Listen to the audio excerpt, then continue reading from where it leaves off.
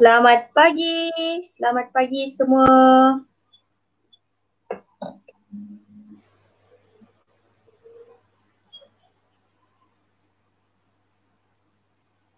Selamat pagi. Cubaan suara.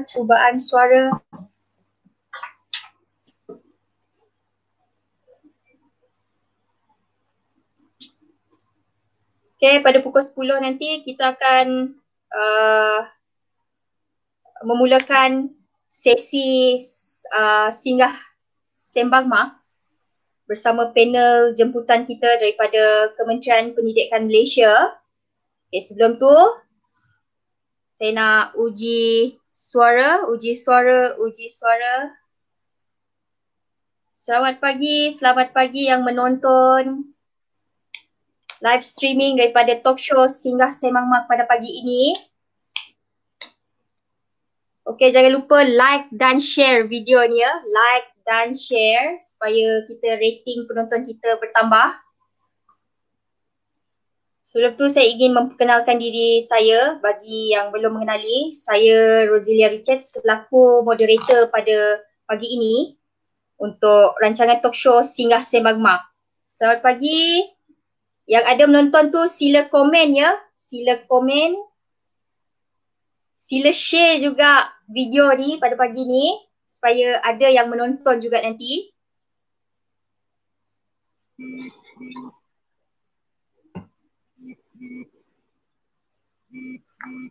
Yang ada menonton tu boleh komen. Jelas tak suara saya?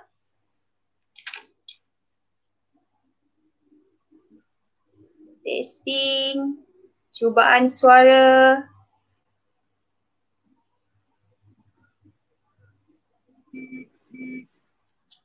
Okey, ada 1 minit lagi. Okey, sebelum tu saya bagi yang menonton ni bukan ahli akrab ataupun yang bukan ahli akrab Majlis Akrab Kebangsaan. Okey, saya ingin memperkenalkan Majlis Akrab Kebangsaan ni atau ringkasannya atau dikenalinya sebagai MAK adalah lanjutan resolusi Convention Akram pada 1 hingga 2 April 2009 Anjuran Akram. Okey, pada 7 Ogos 2015 Majlis Akrab Kebangsaan telah didaftarkan secara rasmi di ROS sebagai sebuah pertubuhan bertaraf kebangsaan. Akrab dahulunya dikenali sebagai Akram. Okey, kita nak tahu apa maksud akrab tu ya. Sinkronim akrab tu apa? Okey, A bermaksud amanah. K bermaksud membawa maksud komitmen. R rational. A akhlak dan B bestari. Okey, di dalam perkhidmatan awam, pegawai yang memainkan peranan sebagai rakan pembimbing keseluruhannya akan dikenali sebagai akrab. Itu ya, introduction bagi yang tak tahu apa maksud akrab. Sebab mungkin di antara penonton ni bukan daripada ahli akrab, so kita ingin memperkenalkan background akrab ataupun Majlis Akrab Kebangsaan ni. Okey, kalau nak tahu lebih lanjut lagi maklumat mengenai Majlis Akrab Kebangsaan, boleh layari kita orang punya blog rasmi WordPress Majlis Akrab Kebangsaan. Type Majlis Akrab Kebangsaan, nanti dia akan keluar satu blog rasmi kita orang. Di situ nanti tuan-puan boleh tengok apa latar belakang dia, jawatan kuasa dia, aktiviti yang Mak telah buat, and then bolehlah tengok apa-apa update info dekat situ. So bagi yang sedang menonton ni boleh boleh komen, like dan share. Okey, panel kita dah ada dalam konti, kita jemput beliau.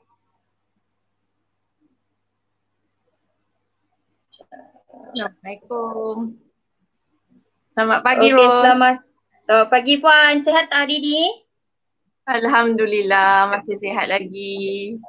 Sihat Puan. Apa menu orang cakap bersahur pagi ni Puan? Dia kalau bersahur dia kena simple-simple je nak bagi selera kan. Jadi kita goreng ikan bilis. Tapi bukan Goreng ikan bilis tu. Okey.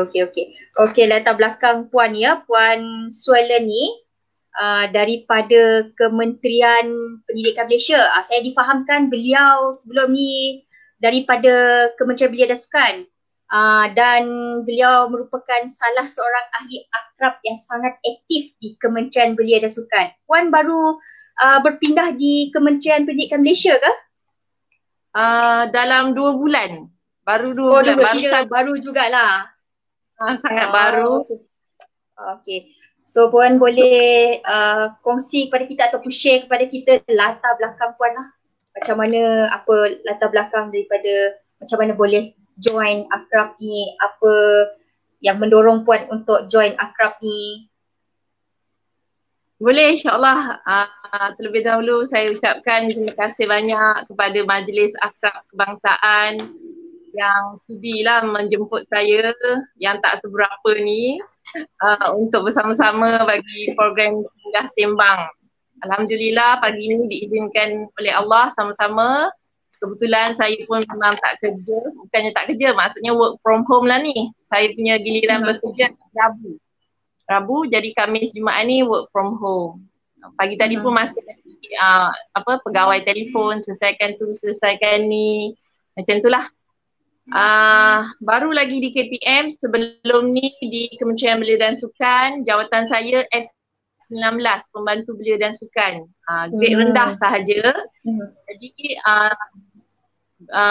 terlibat untuk belajar tu salah satunya kita nak improve lah kita punya grade lah, jawatan, jadi kena ada sertifikat kan. Jadi sebab tu saya sambung belajar. Selain daripada tu, bila dalam Pembantu Belia dan Sukan tu akrab ni agak dekat lah dengan KBS, antara yang aktif. Jadi dipelower untuk mengikuti kursus dan lulus, dan alhamdulillah jadi ahli akrab. Kemudian apabila saya bertugas di IKBN untuk lebih kurang 4 tahun sebelum ni, sebelum 2 bulan masuk KPM ni, saya dari IKBN Peretak. Di situ saya berhadapan dengan pelajar-pelajar selaku warden dan juga pengajar subjek kepimpinan. Jadi bila berhadapan dengan student ni, kita memang sangat memerlukan ilmu dalam akrab tu. Akrab ni kalau bagi yang tak familiar dengan akrab ni dia ada kita mengikuti ilmu asas kaunseling. Kaunseling ni sebenarnya pada saya lah kan, pendapat saya secara peribadi, dia bukannya nak kaunseling orang tetapi lebih memahami sikap, attitude. Yang penting kita belajar untuk diri kita dulu, keluarga kita. Jadi bila kita tengok anak kita, tindakan dia macam tu, kita tahu oh kenapa dia macam tu, sebab begini. Jadi apabila saya berada di IKBN, agak memudahkan bila saya boleh berhadapan dengan pelajar-pelajar yang bermasalah ke, yang tak bermasalah ke, tak ada masalah. Kita memang perlukan ilmu akrab ni sebenarnya. Dan untuk yang tak tahu, penjawab awam, siapa pun anda boleh pergi ke kementerian masing-masing berdaftar untuk jadi ahli akrab. Tapi kita kena pergi kursus dululah. Kursus akrab 1, kursus akrab 2, lulus baru dapat jadi ahli akrab. Jadi waktu tu kita akan belajarlah ilmu-ilmu untuk kaunseling ni. Itu secara inilah perkenalan saya dengan akrab. Kemudian dilantik menjadi setiausaha akrab. Sebelum saya dapat berkhidmat sekejap sahaja dengan kementerian dalam setahun lebih, dekat 2 tahun. Kemudian saya dah berpindah kepada PM untuk jawatan baru menggunakan diploma yang saya belajar lah. Alhamdulillah dapat kenaikan pangkat.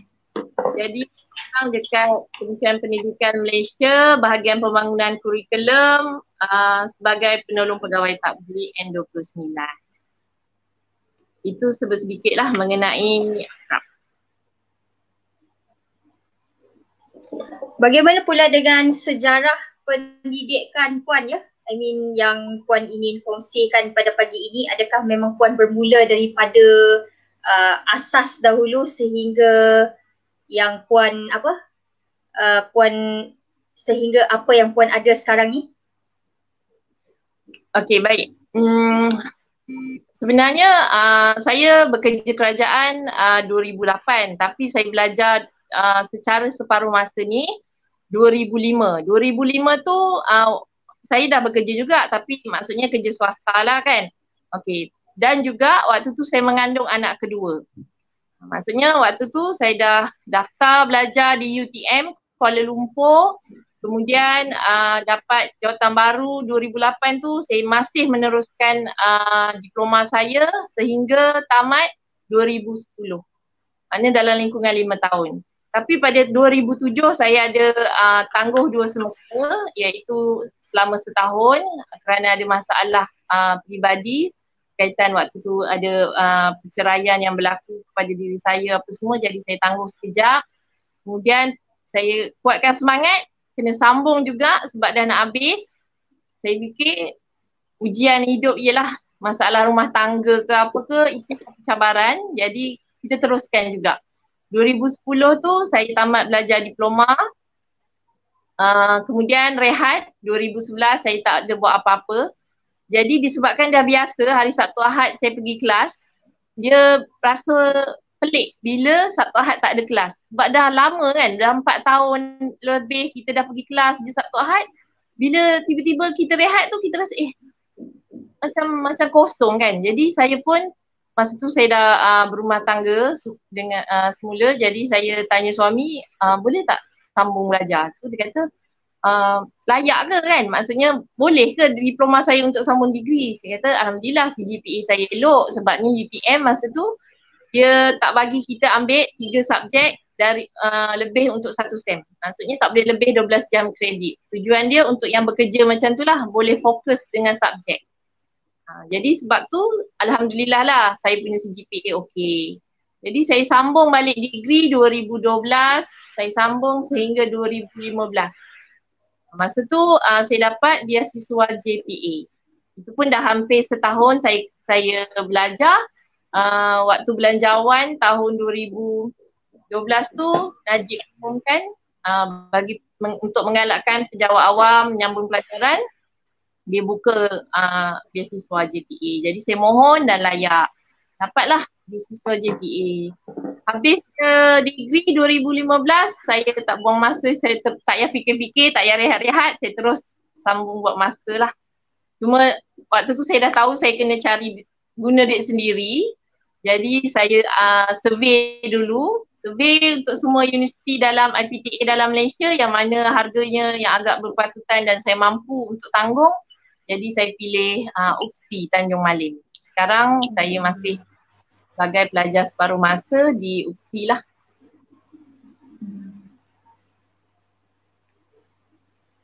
So, okay Puan, bagi yang baru menonton ya, okay, tajuk kita hari ini adalah Berkerjaya, Belajar, Berkeluarga. Panel kita adalah Puan Suelen daripada Kementerian Pendidikan Malaysia. Okay, bagi baru yang menonton ni, sila like dan share live streaming ni sebab kita nak tingkatkan lagi penonton kita ya.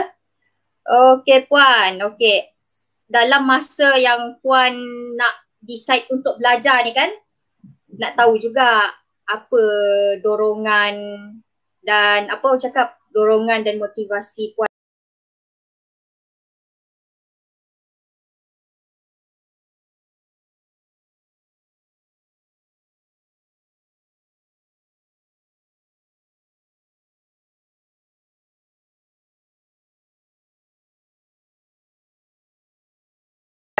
Further study ni.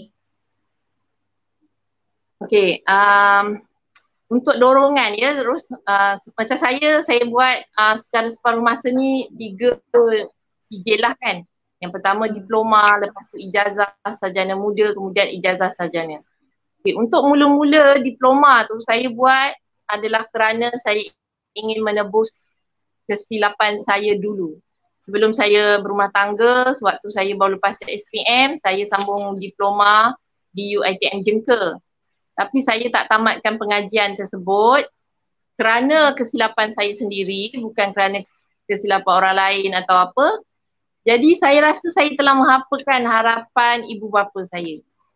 Jadi apabila saya dah berkahwin, dah bekerja, saya rasa saya perlu tebus kesilapan tersebut dengan membuktikan pada parents saya yang saya boleh ada diploma. Itu dorongan yang mula-mula kenapa saya buat keputusan sibuk nak pergi kelas.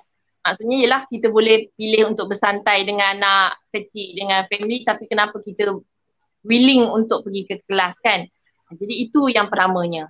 Apabila saya mula-mula buat keputusan untuk sambung pelajaran. Untuk buktikan pada ibu bapa yang saya juga tebus kesalahan saya dengan diploma tersebut. Jadi bila saya dah ada diploma tu, itulah untuk yang dorongan seterusnya. Dah tentu saya ada suami yang sangat membantu, yang willing jaga anak daripada anak saya yang tadi saya kata mengandung anak kedua saya daftar kan. Okay, lepas tu rumah tangga yang baru tu sekarang anak saya dah 6 orang. Untuk setiap sijil tu ada seorang anak. Degree ada seorang, master pun ada seorang kan. Jadi pergi ke kelas dengan pakai stokin sebab dalam pantang tu dah biasa. Bukannya exam saja orang terpaksa pergi, tak. Kadang-kadang memang saya tak skip kelas, baru 2 minggu bersalin saya rasa agak dah sihat. Saya cakap suami saya kena pergi kelas. Sebabnya kelas saya tu separuh masa ni dia tak macam PJJ. Separuh masa dia adalah credit hours sama dengan sepenuh masa, cumanya dia akan bawa kepada hari weekend. Jadi Sabtu tu kelas saya daripada pukul 2 petang hingga 10 malam. Kalau hari Ahad kelas saya pagi 8 sampai dalam pukul 4 dalam jadual. Tapi kadang-kadang dapat balik pukul 3 tu rasa seronok sangat lah kan. Sebab kita kena duduk menghadap lecturer tu untuk beberapa subjek tu, kita kena cramkan otak kita lah sebab banyak benda nak dimasukkan. Sebenarnya kalau untuk orang yang normal, benda tu boleh belajar dalam seminggu, kita belajar dalam beberapa jam. Jadi kalau saya tinggal satu kelas saya tak hadir, maknanya saya tak boleh faham dua bab, 2 chapter. Kalau exam nanti bab tu masuk, macam mana saya nak jawab kan? Jadi saya memang kalau ni saya seboleh-bolehnya saya akan pergi ke kelas dengan walau apa pun halangannya. Yelah kita cuma merancang kan, tapi kebanyakannya saya dapat. Betul.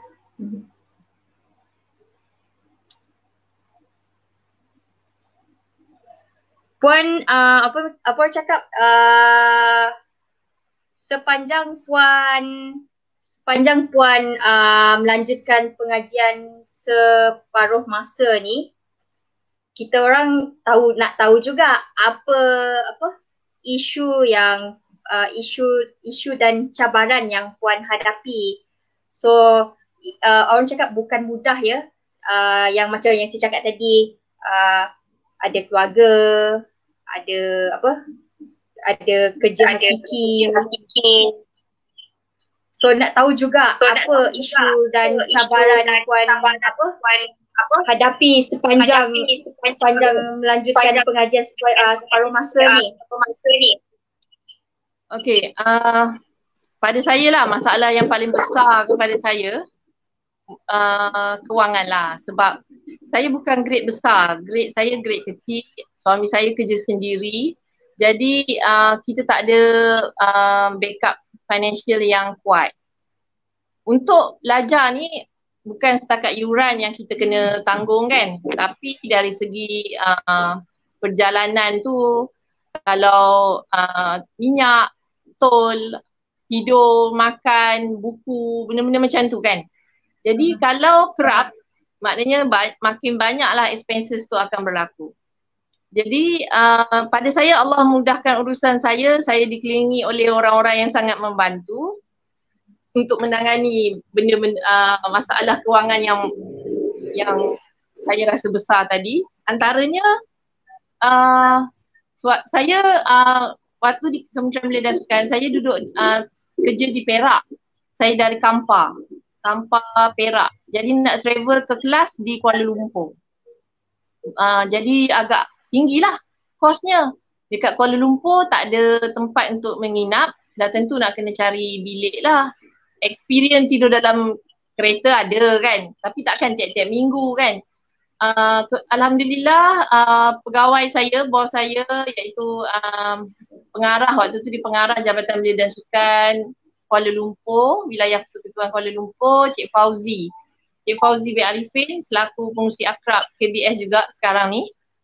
Beliau lah memberi bantuan bagi saya duduk di kompleks, tidur di situ. Jadi saya hanya bayar dobi, bayar cadar saja. Kadang-kadang saya bawa sendiri cadar, saya tak perlu bayar, macam itulah. Jadi sangat jimat.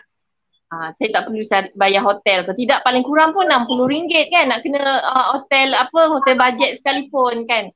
Okay, kemudiannya dari segi kos makan minum. Sebab bila saya travel dengan suami, dengan anak-anak. Bila anak dah semakin ramai, kos makan dah tentulah sekali duduk paling minimum sarapan RM30 duduk di kedai kan. Sebab kita travel kan, takkan nak angkut dapur semua. Jadi apa yang saya buat, kadang-kadang bila dah pertengahan bulan saya tak mampu, saya akan minta tolong mak dan arwah ayah saya tolong jaga anak yang dah besar. Jadi agak jimat lah. Jadi saya tinggalkan anak-anak yang dah besar tu, saya bawa yang menyusu badan saja.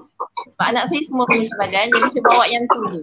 Jadi suami akan tunggu di surau U, jaga anak. Bila anak tu nak menyusu, dia akan call saya pun turun lagi susu. Macam itulah. Jadi agak jimat lah, belanja hanya 2 orang makan. Anak-anak tadi dah tinggal di kampung. Antara lainnya, yelah harian pun kena berkorban lah kan. Sebab nak kontrolkan financial tadi. Secara jujurnya lah ya, Ros, saya bagi tahu dengan kapasiti kami yang agak ramai, anak 6 orang, suami bukan berpendapatan besar. Jadi sebenarnya kami setiap hari untuk lauk tu kita hanya ada satu menu sahaja. Maksudnya makan nasi dengan lauk je lah. Katakanlah ayam masak lemak, so itu saja satu. Jadi sayur tadi mungkin saya masukkan kacang buncis tu dalam kacang lemak, masak lemak tu terus. Tak ada 2 hidangan, sayur lain kan tak ada. Memang kami satu tu je. Tapi alhamdulillah lah setakat ni anak-anak saya faham, tak ada mengut kan.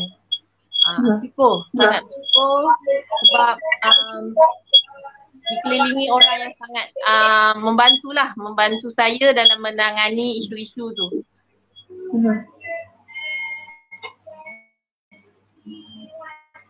Hello.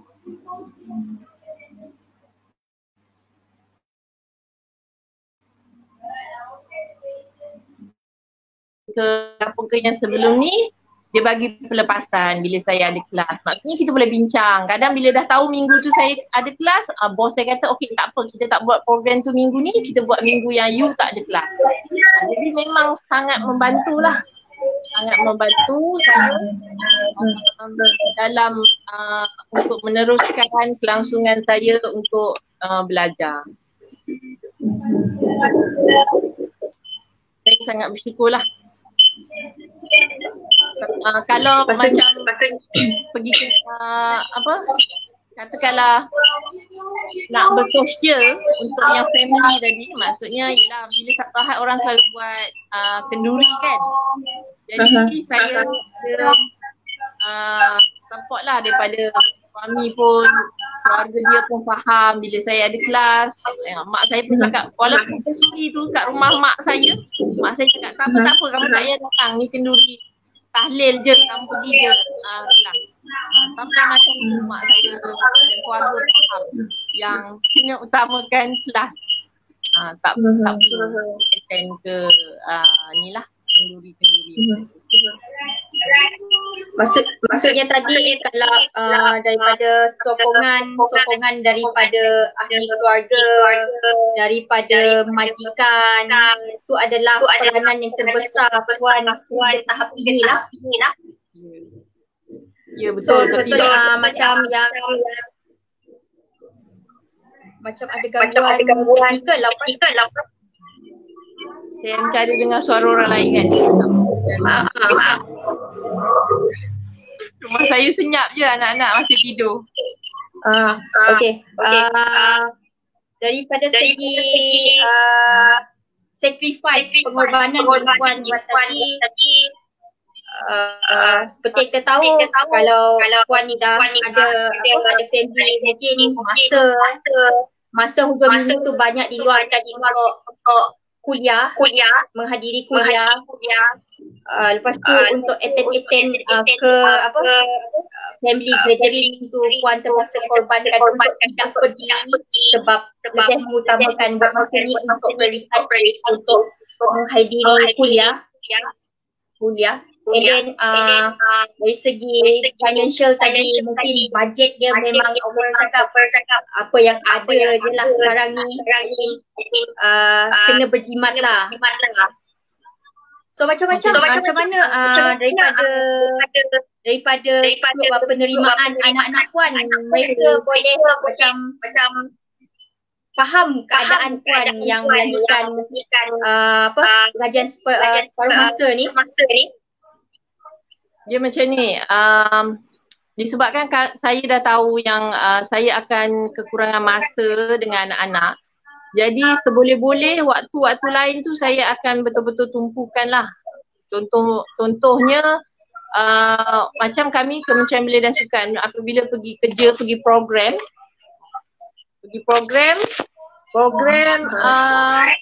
sukan, saya akan bawa anak. Maksudnya ialah kita pergi program dekat Padang kan, jadi tak ada masalah kita bawa anak. Anak pun bersama dengan kita, nampak kerja kita. Boleh-bolehnya kita selalu dengan anak. Dan yang penting komunikasi. Kita terangkan dekat anak kenapa kita buat ni, kenapa sambung belajar, kenapa kita kena terangkan. Jadi mereka pun akan jadi konsep pada saya komunikasi tu penting lah kan. Sebab bila kita terangkan pada anak, cerita dekat dia, saya rasa anak pun lama-lama pada saya lah. Alhamdulillah anak-anak saya macam yang tadi tajuk kita pengorbanan membuahkan hasil. Antara hasil yang saya rasakan adalah anak saya adalah yang berdikari dan faham. So berdikari dari segi macam kita nak travel kan, kita kena kemas barang apa. Jadi anak saya dah biasa lah, sangat biasa. Dalam masa sejam je, bila saya balik je, katalah ad hoc pun saya kata okay cepat-cepat kita kena balik sekarang, balik kampung sekarang.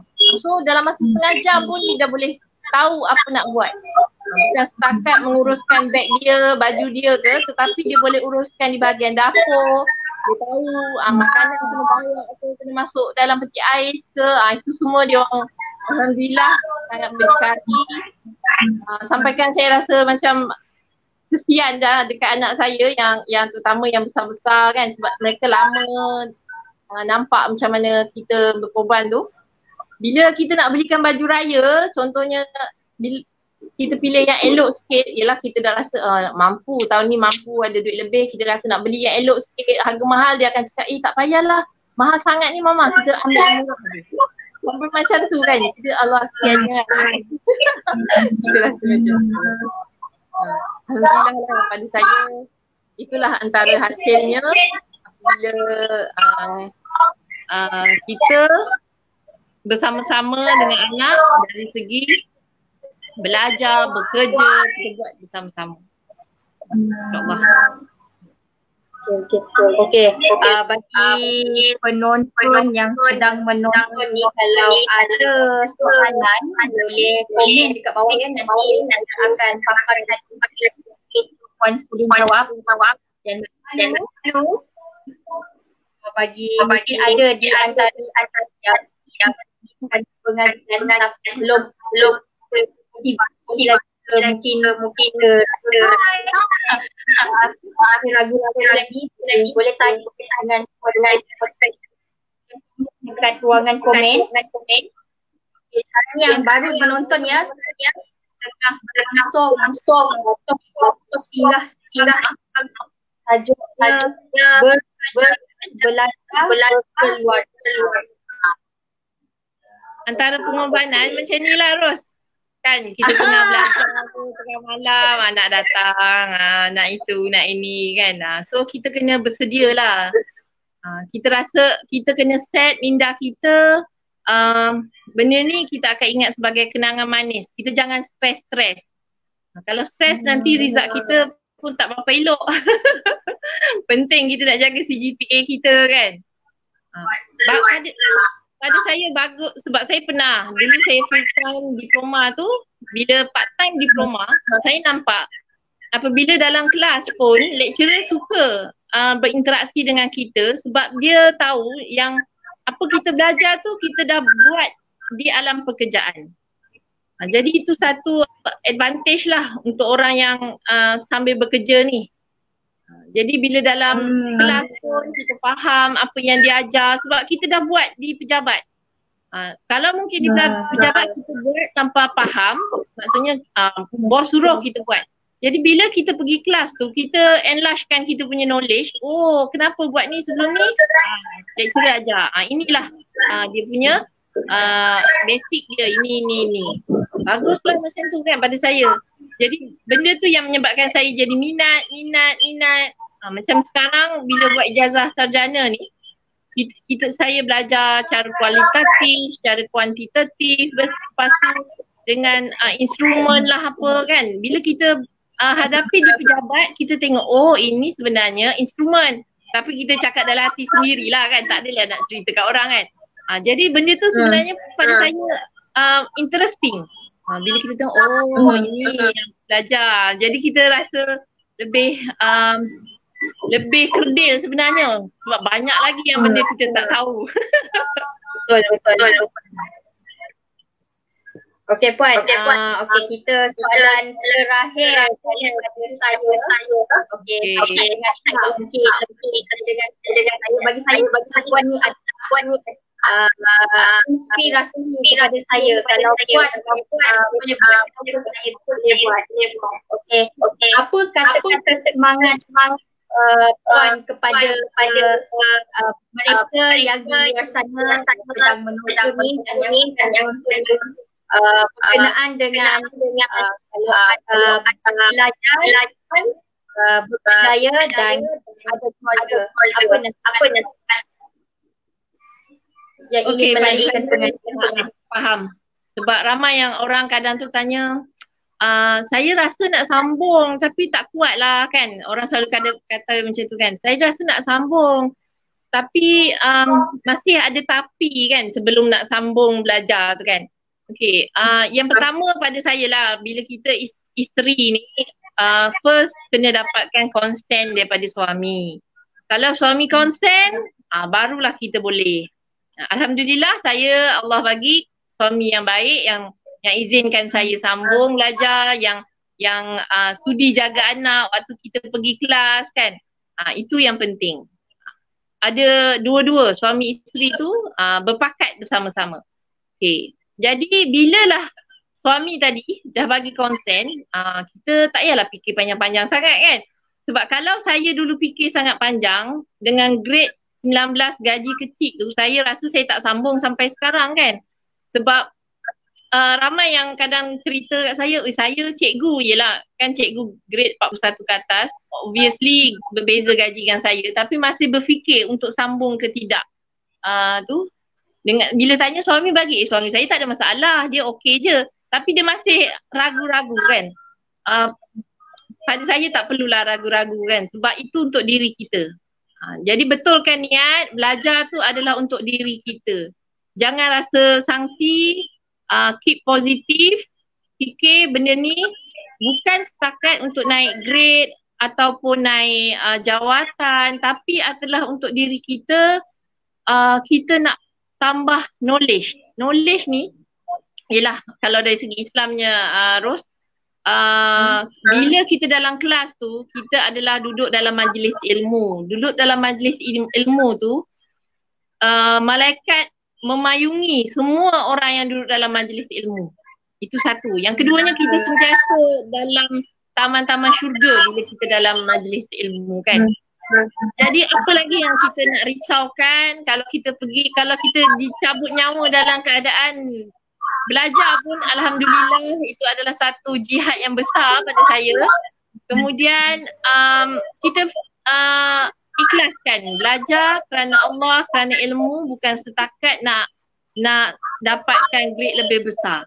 Dulu masa saya buat diploma tu mungkin saya rasa begitu, tapi bila saya dah sambung degree, dah sambung master, saya tak ada rasa lagi saya terkejar-kejarkan grade dan juga jawatan, sebab saya dah percaya rezeki tu bukan setakat dari segi gaji, bukan setakat dari segi grade, tapi rezeki saya ada bos yang baik, dikelilingi kawan-kawan yang baik, keluarga yang baik, itu semua rezeki, anak-anak yang baik kan. Jadi apa yang kita usahakan dapat rezeki dari Allah, kita kena bersyukur, kita buat part kita.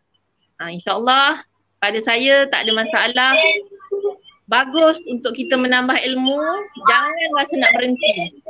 Tak kisahlah dari segi formal atau tidak formal. Okay, macam saya rasa kita NGO Akrab ni, itu pun tak ada masalah. Belajar, pergi kursus selalu, tahu ilmu lain. Macam MCO during ni saya daftar kelas bahasa Mandarin kan. Pada saya benda tu menyeronokkan kan. Kita ada ilmu, orang nanti dicakap, kita boleh pada saya baguslah. Jadi tak semestinya kita kena genggam satu diploma, maksudnya sertifikat yang formal. Tapi kalau kita ikuti kursus-kursus yang lain-lain yang untuk improve nilai dalam diri kita kan. Dalam diri kita ni kalau kita tak masukkan, siapa yang nak masukkan kan? Takkan nak tunggu bos paksa-paksa pergi kursus. Pada saya kita sendiri ada kesedaran masukkan nilai dalam diri kita. Makin banyak kita belajar, makin bertambah nilai kita, makin bagus attitude kita, makin tunduk akhlak kita. Itu yang kita nak lah pada saya lah kan. Saya saya ucapkan tahniah dan syabas juga sebab ramai saya tengok orang yang berminat nak sambung belajar. Macam semalam pun saya bertembung dengan satu pegawai nak ambil borang cuti sambung belajar, dia dapat offer Jepun punya beasiswa kan. Saya cakap tengok dia pun baru habis pantang, baru masuk kerja, baru jumpa saya baru pantang kan nak pergi Jepun kan. Maksudnya masih lagi ramai orang sedar. Cuma kalau katakanlah niat kita sebelum ni hanya kepada kebendaan ataupun keduniaan, mungkin kita boleh betulkan balik niat kita. Kita belajar tu bukan semata-mata untuk itu, tapi lebih kepada kita nak capai yang lain kan. Kita nak capai keredaan Allah, kita nak capai yang lebih hakiki lah, supaya kita akan lebih tenang. Kalau kita memang target untuk grade, selagi tu kita tak akan tenang. Selagi kita tak dapat grade baru, selagi tak dapat jawatan baru, kita tak akan tenang. Jadi lebih baik kita setkan niat kita belajar adalah untuk yang hakiki. Ada apa-apa lagi Ros? Okay, nampaknya kita tak apa. Okay. Terima kasih Puan dengan perkongsian yang telah kita tadi dalam talk show. Okay, terima kasih juga dengan tips ini. Memang bagi saya bermanfaat, bagi inspirasi kepada saya sendiri daripada yang menonton di luar sana dan yang akan menonton. Mungkin lepas ni boleh datang lagi untuk sesi yang lain orang. Mungkin insyaAllah. Tak ada masalah. Kita jumpa lagi dalam sesi talk show Semasa Bang Mak yang seterusnya yang akan bersiaran pada hari ini. Terima kasih Ros. Jumpa lagi semua. Assalamualaikum warahmatullahi wabarakatuh.